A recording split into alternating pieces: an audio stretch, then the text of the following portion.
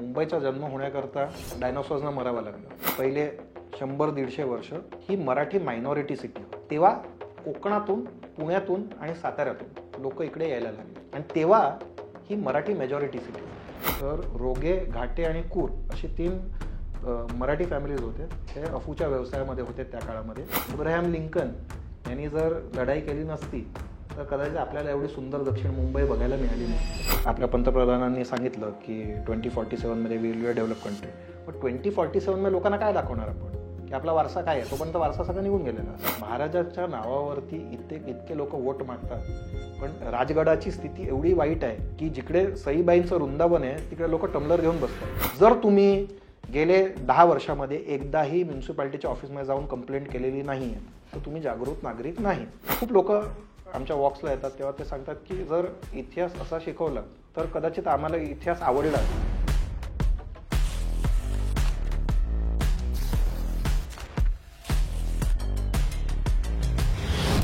माझं नाव आहे भरत गोठोसकर आणि मी स्वतःला हेरिटेज इव्हँजलिस्ट म्हणतो. हेरिटेज म्हणजे वारसा. हा जो वारसा आहे हा जास्तीत जास्त लोकांपर्यंत पोचला पाहिजे. ह्याच्याकरता इव्हँजलिस्ट म्हणजे काय की जसं ख्रिस्ती धर्माचे पादरी असतात, त्यांचे जे धर्मगुरू असतात तेव्हा त्यांचा धर्म जगापर्यंत पोचला पाहिजे ह्याच्याकरता नेहमी प्रयत्नशील असतात. बरोबर आहे. तर लोकांना कळवतात की ख्रिस्तानी हे सांगितलं असं झालं म्हणून तुम्ही आमच्या पंथामध्ये या असं ते सांगतात. तर तसंच मी करतो की जितक्या लोकांना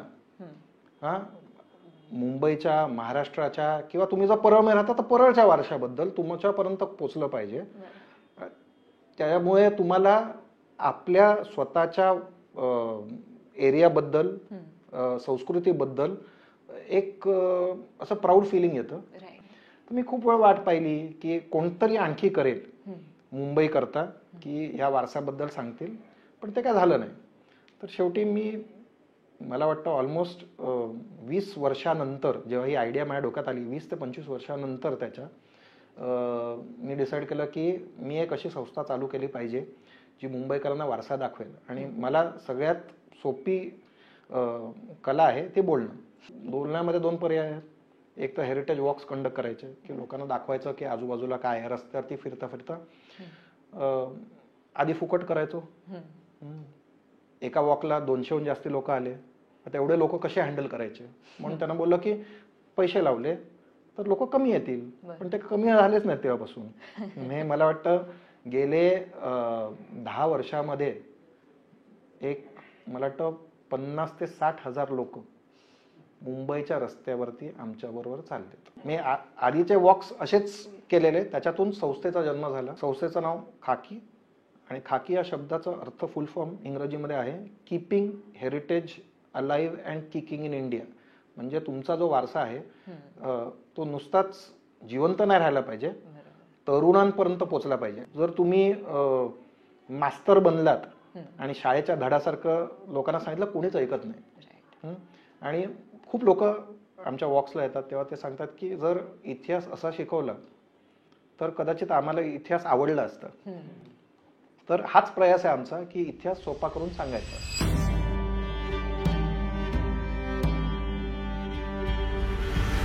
शहराचा जन्म आपण बघितला तर मागे एक खूप पॉप्युलर झालेला व्हिडिओ फिरत होता. डॉक्टर सूरज पंडित साठे कॉलेजचे आता व्हाईस प्रिन्सिपल आहेत. आणि तर त्यांनी एक मस्त डायलॉग मारलेला, मुंबईचा जन्म होण्याकरता डायनोसॉर्सना मरावं लागलं. तर 6.5 कोटी अप्रॉक्सिमेटली वर्षांपूर्वी पृथ्वीच्या पूर्ण ह्याच्यावरती खूपच व्हायलंट फेज होता. आणि तेव्हा असं म्हणतात की एक मोठा मिटिओराइट पडला आणि सगळे डायनोसॉर मेले. पण त्याच काळामध्ये आफ्रिकेचा जो पूर्ण किनारा आहे त्याच्या बाजूला ज्वालामुखीचे उद्रेक होत होते आणि तेव्हा तिकडून भारत तुटून बाहेर पडला. आता जो दख्खनचं पठार वगैरे हा जो सगळा एरिया आहे, पेनिन्सुलर इंडिया म्हणतात, तो आधी आफ्रिकेला लागून होता आणि तिकडून हलत आला आणि मॉरिशस, खूप लोकांनी ऐकलं, मॉरिशसच्या जवळच रियुनियन नावाचा आयलंड आहे आणि तिकडे पितोदला फुर्नेस नावाचा एक ज्वालामुखी आहे. तर त्या एरियामध्ये मुंबईचा जन्म झाला आणि तिकडून मुंबई हलत हलत हलत भारताबरोबर आली आणि जेव्हा हा पूर्ण भारताचा जो प्लेट आहे ती युरेशिया खंडाच्या ह्याच्यात आपटली. आता जिकडे चायना आहे ते त्या बाजूला आणि भारत या बाजूला आणि आपटल्यावरती हिमालयाचा जन्म झाला.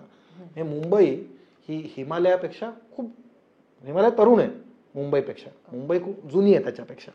बरोबर. आणि हे जे वेगवेगळे हे आईस एज आपण बघितलं असेल, मूवी पाहिला असेल, तर आईस एजमध्ये काय झालं की खूप थंड असल्यामुळे समुद्रातलं पाणी गारगोटलं. त्यामुळे समुद्राचा जो स्तर होता तो खालती गेला आणि त्या काळामध्ये पूर्ण मुंबई हे एक डोंगर रांग होती. जेव्हा पाणी वरती आलं बर्फ वितळल्यावरती तेव्हा जी शिखरं होती ती वेगवेगळी बेटं झालीत. आणि तेव्हा कसं होतं, मुंबईचा प्रॉब्लेम काय होता, ही कनेक्टेड नव्हती. त्यामुळे जे काय महत्वाच्या गोष्टी होत्या या साष्टीच्या बेटावरती, म्हणजे आता जे आपण सबब एरिया म्हणतो, ठाणे ते मीरा भाईंदर ते वांद्रे ते कुर्ला, हा जो पट्टा आहे ह्याला साष्टीचं बेट म्हणतात किंवा सॅल्सेट आयलंड. तर तिकडे ऍक्टिव्हिटी होतं ती 7 बेटांवरती जास्ती नाही. एक तीर्थक्षेत्र होतं इकडे ज्याला वाळकेश्वर म्हणतो. बरोबर आहे. पण नाहीतर जास्ती काही नव्हतं. पहिला राजा जो इकडे आला वेगवेगळ्या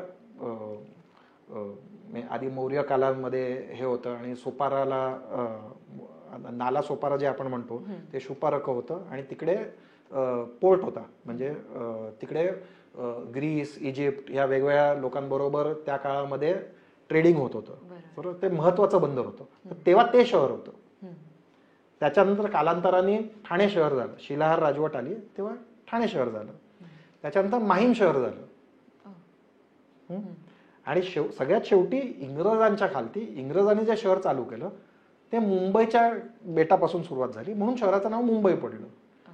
जर राजधानी बदललीच नसती तर पूर्ण शहराचं नाव कदाचित सोपारा असतं किंवा ठाणे असतं किंवा माहीम असतं किंवा मुंबई होतं असतं. पण शेवटी सुरुवात इंग्रज काळामध्ये तिकडून झाली म्हणून शहराचं नाव मुंबई. हे बॉम्बे किंवा मुंबई असं आहे.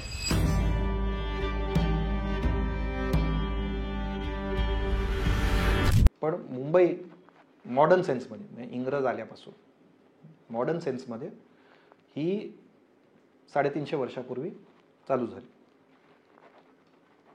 इनिशियल फेजमध्ये पहिले 100-150 वर्ष ही मराठी मायनॉरिटी सिटी होती. जेव्हा इकडे औद्योगिकरण आलं म्हणजे जेव्हा टेक्स्टाईल मिल्स आल्या तेव्हा कोकणातून पुण्यातून आणि साताऱ्यातून लोक इकडे यायला लागले आणि तेव्हा ही मराठी मेजॉरिटी सिटी झाली. म्हणजे जेव्हा सुरू झाली तेव्हा जास्ती करून व्यापारी होते. मराठी व्यापारी होते. दैवज्ञ ब्राह्मण होते, सारस्वत ब्राह्मण होते, पाठारे प्रभू होते, पण ते ट्रेडर्स होते. त्याच्यानंतर लेखनिक म्हणून वेगवेगळ्या कम्युनिटीज यायला लागल्या. पण मराठी लोक सगळ्यात जास्ती जेव्हा आलेत जेव्हा इंडस्ट्रियलायझेशन झालं.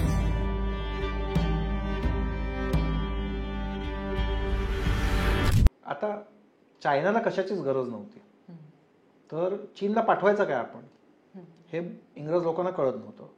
तर त्यांनी विचार केला की इथल्या लोकांना अफूचं व्यसन चालू केलं तर आपण त्यांना अफू विकू शकू. ट्रेड डेफिसिट म्हणतात की ते सगळंच विकत घेत आहेत, ते सगळंच विकतात आपल्याला पण आपल्याकडून विकत काय घेत नाहीत. त्यामुळे आपलं सोनं आणि चांदी तिकडे निघून जातं. तर आपण काय केलं पाहिजे. तर म्हणून त्यांनी प्रयत्न चालू केला की अफू पाठवायचं तिकडे. 2 ठिकाणून अफू बनायचं. एक माळवा म्हणजे इंदोर आणि आजूबाजूचा म्हणजे जो प्रदेश होळकरांच्या खालती होता तिकडे अफू बनायचं आणि दुसरं बिहारमध्ये बनायचं. तर तिकडून कलकत्त्याचं जे अफू होतं ते इंग्रज कंपनी जी होती इंग्रजांची ईस्ट इंडिया कंपनी त्याचा एकदम कंट्रोल होता. पण मुंबईमध्ये आणि दमणमध्ये या 2 ठिकाणी कंट्रोल एवढा नव्हता. त्यामुळे इकडे प्रायव्हेट प्लेयर्सना वाव होता जे धंदे करू शकतील. आता त्या काळामध्ये मुंबईमधली सगळ्यात काय म्हणतो डॉमिनंट कम्युनिटी जी होती बिझनेसमध्ये ती होती पारशांची. बरोबर आहे. तर पहिले पारशी म्हणजे तुम्ही खूप ठिकाणी असं जहांगीर नाव पाहिलं असेल. हां, जहांगीर आर्ट गॅलरी किंवा एल्फिन्स्टन कॉलेजच्या वरती कावाजी जहांगीर बिल्डिंग किंवा कॉन्व्होकेशन हॉल आहे आपल्या युनिव्हर्सिटीमध्ये, तर त्याच्यावरती जहांगीर नाव आहे. किंवा NGM जातं तिकडे जहांगीर नाव आहे. या फॅमिली, जहांगीर जी फॅमिली आहे ते पहिले पारशी होते जे 250 वर्षापूर्वी चीनला गेलेत आणि त्यांनी चीनबरोबर अफूचा व्यवसाय चालू केला. त्यांना बघितल्यावरती वेगवेगळे बाकीचे लोक या व्यवसायामध्ये पडू लागले, आधी पारशी. आणि खूप लोकांना जे हे नाव माहिती आहे, सर जमशेदजी जीजीभॉय. तर ते 50 वर्षानंतर आले. या परिवाराचा धंदा बघून ते बोलले मला पण या धंद्यामध्ये पडलं पाहिजे. तर आधी पारशी आले. पण Jamshedji Jeejeebhoy was a very smart fellow. तर त्यांनी वेगवेगळे लोक ह्याच्यामध्ये इन्व्हॉल्व केले जे वेगवेगळ्या दुसऱ्या कम्युनिटीजमधले सुद्धा होते. तर रॉजर द फारिया म्हणून होते जे गोव्याहून आलेत. नंतर सेठ अमीचंद होते, नंतर जे जैन होते, बरोबर. आणि असे वेगवेगळे लोक होते त्या काळामध्ये जे या धंद्यामध्ये होते. काही मराठी लोक पण होते, फक्त हिंदू नाही तर मराठी मुसलमान सुद्धा. तर रोगे, घाटे आणि कूर अशी 3 मराठी फॅमिलीज होते. ते अफूच्या व्यवसायामध्ये होते त्या काळामध्ये. काही लोक फायनान्स करायचे, डिरेक्टली ट्रेड नाही करायचे. तर मनी लेंडर म्हणजे जगन्नाथ शंकर शेट हे नाव आपण ऐकले, who was a money lender who would have helped this economy. असे वेगवेगळे लोक ह्याच्यामध्ये होते. दादाजी हे नाव ऐकलं असेल लोकांनी, आडनाव राणे. तर हे वेगवेगळे लोक जे होते ते इन्व्हॉल्ड होते ह्या व्यवसायामध्ये. नंतर जेव्हा इंग्लंड आणि चीनमध्ये वेगवेगळी युद्ध झालीत, ओपियमच्या वरून, अफूच्या वरून जेव्हा युद्ध झालीत, तेव्हा त्या लोकांनी अफूचा व्यवसाय त्यानंतर एवढा ल्युक्रेटिव्ह राहिला नाही, त्यात पैसे एवढे चांगले नाहीत. आणि त्यावेळेला अमेरिकेमध्ये यादवी युद्ध चालू झालं, म्हणजे सिव्हिल वॉर.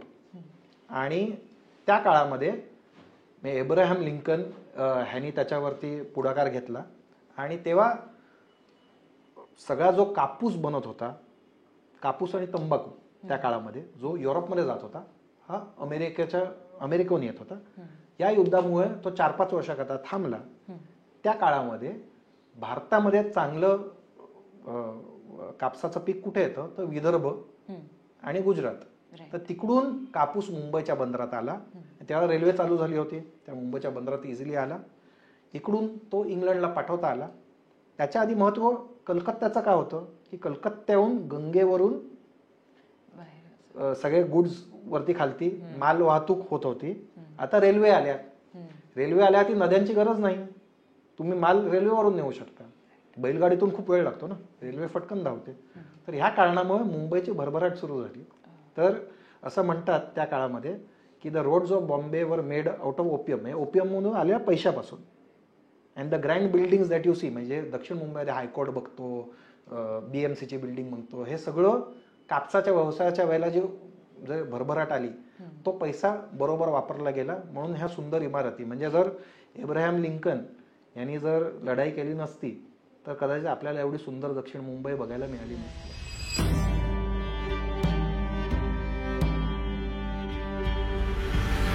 जर तुम्ही गेले 10 वर्षामध्ये एकदाही म्युन्सिपाल्टीच्या ऑफिसमध्ये जाऊन कंप्लेंट केलेली नाही आहे तर तुम्ही जागृत नागरिक नाही. आणि तुम्ही जर वोट करत नसाल, तुम्ही जर गव्हर्नमेंट बरोबर एंगेज करत नसाल, you have no right to complaint. गरीब असा तुम्हाला अधिकार नाही. You have to participate because. आणि ह्या शहराचं महत्व काय आहे, this city has always been a public private partnership.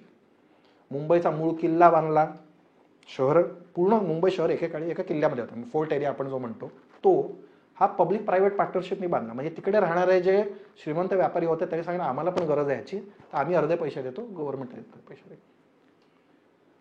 आणि म्हणून तर केवढी तरी नावं, जे हॉस्पिटल, GT हॉस्पिटल, ही नावं त्या काळातल्या श्रीमंत लोकांनी पैसे दिले, थोडे दिले, छोट्या प्रमाणात बाकी लोकांनी दिले आणि मग गव्हर्नमेंटने पैसे टाकले, त्यामुळे सुविधा झाल्या.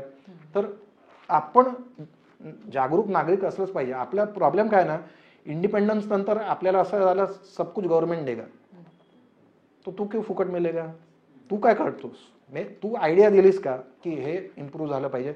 मी प्रयत्न केलेत, केवढे तरी माझे प्रयत्न इम्प्लिमेंट झालेत गव्हर्नमेंटकडून. माहीमचा किल्ला 400 बिराडं राहत होती, एन्क्रोच केलेलं होतं. गव्हर्नमेंटला मी रिक्वेस्ट केली की काहीतरी करा. मुंबईतला सगळ्यात जुना किल्ला, ज्याचे काही भाग कदाचित 700 ते 800 वर्ष जुने आहेत, किल्ला रिकामा आहे. आत्ता रिकामा झालेला आहे. आता पुढे काय होईल ते परत धक्के मारावे लागतील आणि त्यांना कन्व्हिन्स करावं लागेल की आता इकडे साऊंड अँड लाईट शो चालू करा, इकडे म्युझियम चालू करा, इकडे माहीमची खाद्य संस्कृती आणा, लोक येतील, इकडे परफॉर्मन्सेस होऊ दे. ते that is how you get ती वास्तू परत जिवंत होईल.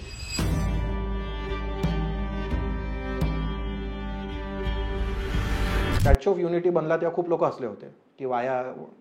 आज मला वाटतं काय ते 50 लाख लोक गेल्या वर्षी स्टॅच्यू ऑफ युनिटीला व्हिजिट केलं. It has become a major attraction. म्हणजे मला वाटतं आयफेल टॉवरवरती 70 लाख लोक येतात. 50 लाख लोक, that's huge by any standards. एवढे लोक जर, आणि तो दुर्गम भागात आहे, असं नाही आहे की असं गाडी घेतली आणि बरोड्याहून सुद्धा बऱ्यापैकी डिस्टन्सवरती जावं लागतं. ते गणित पाहिजे की ह्याच्यामुळे तुम्हाला एवढा रेव्हेन्यू मिळणार आहे. स्मारकं असली पाहिजेत का? स्मारकं असलीच पाहिजेत, कारण स्मारकं स्फूर्ती देतात. महाराजांच्या नावावरती इतके लोक वोट मागतात, पण राजगडाची स्थिती एवढी वाईट आहे की जिकडे सईबाईंचं वृंदावन आहे तिकडे लोक टम्लर घेऊन बसतात. हे माझ्या अंगावरती बोलताना राग आणि शहारे येतात की आपण किती, जो बसलाय त्याची चुकी नाहीये, त्याला माहितीच नाहीये ते वृंदावन आहे. बरोबर आहे की ह्याचं महत्व तो येतोय कारण तो ट्रेक करतोय, तो समजायला आला. त्याला एवढंच माहिती इकडे मंदिर आहे, हा इकडे काहीतरी लिहिलंय, इकडे वरचा बाले किल्ला आहे, वरती गेलं काहीतरी पडलंय, काहीतरी एक तळ आहे, बस. पण तिकडे काय झालं, कसं झालं? आता विकेंडला तुम्ही गेलात ह्या गड किल्ल्यांवरती, तर प्रॉब्लेम असा आहे की दादर स्टेशन सारखीच गर्दी असते, चढता येत नाही. How do you regulate that? आणि तिकडे सुविधा कशा असतील, टॉयलेट्स कशा असतील, सेफ्टी कशी असेल, बायका पोरं जातात त्यांची सेफ्टी काय असेल, हे सगळं विचार करण्याचा गरज आहे. होतं planning. Vietnam is a great example. बाना हिल्स म्हणून आहेत, त्याच्या इकडे तुम्ही बघाल लाखांनी लोक येतात, पण कंट्रोल असतो. सिंगापूरमध्ये जाऊन बघा, कंट्रोल असतो की किती लोक किती वाजता. तुम्ही तो स्लॉट विकत घेऊ शकता की बघा जुरॉंग बर्ड पार्कमध्ये जायचं आहे तर मी 27 तारखेला येणार, 3 ते 5 मी तिकडे असणार. बरोबर आहे. तो कंट्रोल असणं गरजेचं आहे. आणि मला जेन्युइनली वाटतं महाराष्ट्रामध्ये, मला वाटतं पूर्ण भारताचे 70% किल्ले महाराष्ट्रामध्ये, भारतातले ते, आणि छोटे मोठे असे केवढे तरी आहेत. मला वाटतं जुना ठाणे जिल्हा म्हणजे आता जो पालघर आहे आणि ठाणे जिल्हा, ह्याच्यामध्ये काय ते 80 किल्ले आहेत. त्याचं संवर्धन झालं पाहिजे आणि ते रेव्हेन्यू जनरेशन करता वापरलं पाहिजे. जर तुम्ही इंग्लंडमध्ये एक माझा फेवरेट जागा आहे वॉरिक कॅसल म्हणून, तर वॉरिक कॅसलला रोज दिवसातून 2दा लढाई होते. म्हणजे तिकडे जी लढाई झाली होती ती रिक्रिएट होते. तोफा दागून हे टाकलं जातं, लोक तलवारी काढून येतात, मारतात एकमेकांना वगैरे वगैरे, काही लोक पडतात, रक्त लागलेलं असतं वगैरे वगैरे. पण दिवसातून 2दा तो शो होतो. आता किती एम्प्लॉयमेंट जनरेट होते हे बघण्यामध्ये. बरोबर आहे. तिकडे मग एक काहीतरी असं भुयाऱ्यामध्ये भूतं आहेत, असे ते शो बनवलाय की जाताना भूतं तुम्हाला घाबरवतात. प्रत्येकीकडे पैसे काढतात ना, $10 काढा, इकडे $10 काढा, तुम्हाला काय प्रॉब्लेम आहे? तिकडे विक्टोरियन इरामधल्या ड्रेस घातलेल्या बायका पुरुष उभे असतात, 2-2 पाऊंड घेतात तुमच्याकडून त्यांच्यावर फोटो काढण्याकरता. इकडे का नाही मावळा उभा राहत ज्याच्यावर कोणते फोटो काढेल? म्हणजे स्थानिक लोकांना त्याच्यातून उत्पन्न पण होईल ना. पण आपण ती इन्सेंटिव्ह दिली पाहिजे, ते प्लॅनिंग केलं पाहिजे आणि कॉन्फिडन्स दिला पाहिजे लोकांना की ह्याच्यावरून पैसे बनतील. ओव्हरऑल पॉलिसी दिली पाहिजे. Government shouldn't be into business, it should only facilitate business. मी असं म्हणत नाही गव्हर्नमेंटनी हॉटेल काढा, गव्हर्नमेंटनी हे करा, असं नाही. गव्हर्नमेंटनी फक्त पॉलिसी बनवली पाहिजे आणि इन्सेंटिव्ह दिलं पाहिजे, टॅक्स हॉलिडेज दिले पाहिजे, जे लोक हेरिटेज टुरिझममध्ये काहीतरी करायला बघतात.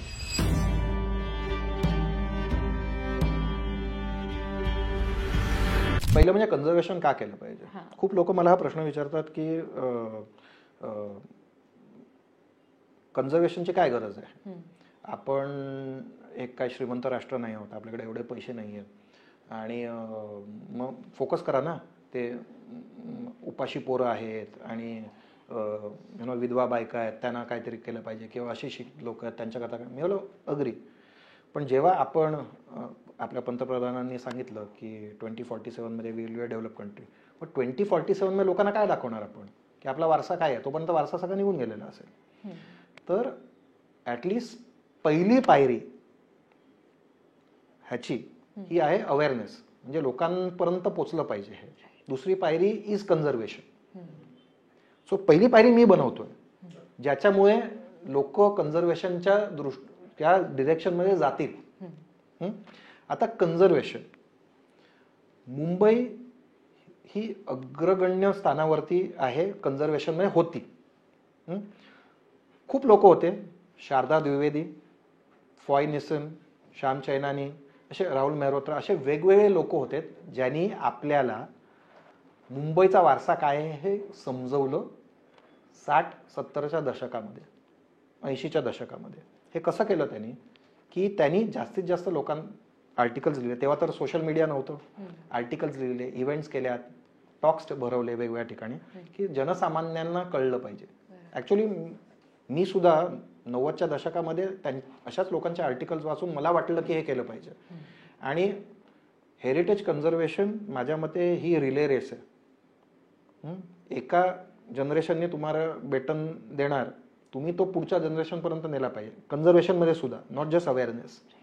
आणि ह्या लोकांनी खूप काय कामं केली त्या काळामध्ये. म्हणजे 79मध्ये आपण ज्याला आता डिपार्टमेंट ऑफ ॲटॉमिक एनर्जी, तुम्ही जर गेटवे ऑफ इंडियाला गेलात, एंटर करता डावीकडची बिल्डिंग, ती 79मध्ये डिमॉलिश होणार होती. पूर्ण जमीनदोस्त करायचा प्लॅन होता, कारण इट वॉज स्ट्रक्चरली वीक असं त्यांनी सांगितलं. आणि तेव्हा मुंबईतले काही प्रतिष्ठित नागरिक एकत्र आलेत आणि त्यांनी डिसाईड केलं की ह्याचं संवर्धन झालं पाहिजे. आणि त्यामुळे ती इमारत वाचली, अजूनही उभी. त्याच्यानंतर 15 वर्ष लागलीत त्यांच्या सतत प्रयत्नांनी की मुंबई हे पहिलं शहर झालं ज्याच्यामध्ये कायदा आला की तुमच्या ज्या जुन्या वास्तू आहेत, ज्या नोटिफाय झाल्या, त्याला तुम्ही काही करू शकत नाहीत. काही करू शकत नाही, डागडुजी करू शकतात, गव्हर्नमेंटने स्टिप्युलेट केलं त्याप्रमाणे, पण नाहीतर तुम्ही काही करू शकत नाही. आणि तेव्हा खूप असे खूप असे लोक टायगर सारखे होते, म्हणजे असे ज्यांनी आपला सगळा जो दक्षिण मुंबईतला वारसा त्या त्यांनी जे काय केलं ऍक्टिव्हिजम, त्याच्यामुळे वाचला. मला आठवतं लहान असताना ओव्हल मैदान असो, क्रॉस मैदान, आता जे सुंदर दिसत तशी नव्हतीत, कचऱ्याचे ढीग होते, तिकडे चर्सी लोक बसलेले असायचे. त्याच्यापासून ह्या लोकांनी फाईट करून आता जेवढं सुंदर दक्षिण मुंबई दिसतंय त्या लेवलपर्यंत त्यांनी आणलं. का तर त्यांनी वेगवेगळ्या शासकीय निमशासकीय लोकांबरोबर संवाद केला आणि त्यांनी सांगितलं की संवर्धनाची गरज आहे. त्या लेवलचे ऍक्टिव्हिजम आता नाही. कळलं ना? आणि प्रॉब्लेम काय झालाय, सोशल मीडिया आल्यामुळे सगळे आर्मचेअर ऍक्टिव्हिस्ट झालेत. म्हणजे घरी बसून पलंगावरती झोपून व्हॉट्सअप ओरे ये बहुत बुरा हुआ असं टाकणारे खूप लोक असतात. पण रस्त्यावरती उतरून किंवा म्युन्सिपाल्टीमध्ये जाऊन खूप लोकांनी पाहिलं की बाणगंगेच्या तळ्यावरती ज्या पायऱ्या होत्या त्या कॉन्ट्रॅक्टरने तोडल्यात. आणि त्या 900 वर्ष जुन्या पायऱ्या आहेत ज्या तोडल्यात. किती लोक म्युन्सिपाल्टीमध्ये जाऊन त्यांनी कंप्लेंट दाखल केली. पण फेसबुकवरती दिस इज व्हेरी बॅड असे टाकणारे खूप लोक आहेत. बरोबर आहे? तर तुम्ही जा. माझा पर्सनल एक्सपिरियन्स आहे की जो सरकारी नोकर आहे तो सुद्धा एक व्यक्तीच आहे ना. मी मस्करी नाही करते. वेगवेगळ्या वॉर्डांमध्ये मी फ्री वॉक्स कंडक्ट केलेले आहेत त्यांच्या एम्प्लॉईज करता.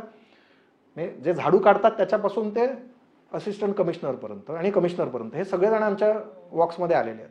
का तर त्याला पण वाटलं पाहिजे, जो कचरा काढतो की महत्वाची वास्तू आहे तर तो कचरा चांगला काढेल त्या वास्तूच्या समोर. हे महत्वाचं आहे. आणि एक इंजिनियर परळमध्ये, जर तुम्हाला भारत माता नावाचा सिनेमा आहे त्याच्या समोरच्या कोपऱ्यावरती एक पाणपोळी होती जुनी. पाणपोळी म्हणजे आता बिस्लेरीवरती पाणी मिळतं, पूर्वी मिळायचं नाही. तर असे झरा असायचा ज्याच्यातून पाणी पडत राहतं आणि लोक प्यायचे. असा जुना पाणपोळी होती तिकडे. आणि रस्ता जेव्हा रुंदीकरण झालं तेव्हा ती तोडली, म्हणजे हातोड्याने तोडली आणि ते तोडलेल्याचा दगड होता तो भंगारवाल्याला दगडाच्या रेटने विकला. हा तिथल्या एका इंजिनियरने मला सांगितलं आणि त्यांनी मला मिठी मारली आणि सांगितलं, सर तुम्ही हा वॉक जर 10 वर्षापूर्वी कंडक्ट केला असता तर मला कळलं असतं हे महत्व, तर मी कोणाला इथे विचारलं असतं की ह्याचं काय करायचं. मला ती अडगळ वाटली, पण ती अडगळ नसून हा वारसा होता मुंबईचा जो माझ्या हातून एक कृत्य घडलं. हे मला खूप वाईट वाटते आज, कारण तुम्ही त्याचं महत्व आत्ता मला सांगताय. म्हणजे विश्वास बसणार नाही, आम्ही एकदा वडाळ्याच्या जवळ एक व्हिडिओ शूट करत होतो आणि रेल्वे ट्रॅकच्या बाजूला होतो. रावली जंक्शन म्हणतात त्या वडाळ्याच्या पुढे स्प्लिट होतं. आणि शूट करत असताना झोपडपट्टीमधला एक माणूस आला आणि त्याने सांगितलं, सर तुमचे व्हिडिओ बघतो आणि तुमच्यामुळे मला मुंबईबद्दल खूप माझे कोणीही रिलेटिव्ज येतात, मित्र येतात, त्यांना मी त्या ठिकाणी जाऊन मी जर तळागाळाच्या माणसापर्यंत हे पोचतं तर हे महत्त्वाचं आहे. And that is what heritage evangelism is all about.